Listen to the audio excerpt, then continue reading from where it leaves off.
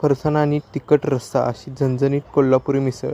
त्यासाठी गॅसवर कांदा आणि खोबरं भाजून घेऊया डायरेक्ट. ते मिक्सरमध्ये टाकूया. त्यात थोडी मिरच्या, थोडी कोथिंबीर बारीक पेस्ट करून घेऊया. एका भांड्यामध्ये मटकी घेऊया. त्यात थोडं पाणी, थोडं हळद आणि 2 बटाटे घेऊया. चांगलं शिजवून घेऊया. मटकीचं पाणी तसंच ठेवूया. एका कढईमध्ये तेल टाकूया. थोडी मोहरी, थोडा जिरा, थोडा कढीपत्ता, हिंग, बारीक कट केलेला कांदा, सुके मसाले, चटणी, हळद, मिरची पावडर आणि गरम मसाला चांगलं मिक्स करून घेऊया.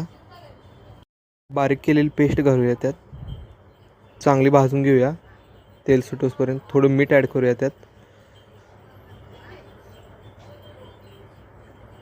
शिजवून घेतलेली मटकी ॲड करूया आणि मटकीचं पाणी घेऊया. त्यात चांगली उकळी येऊन देऊया. रेडी आहे झणझणीत कोल्हापुरी मिसळ. त्यावर थोडा फरसाणा, उकडलेला बटाटा आणि कांदा आणि थोडी कोथिंबीर. झणझणीत मिसळ तयार आहे. व्हिडिओ आवडला असेल तर नक्की लाईक करा आपल्या पेजला.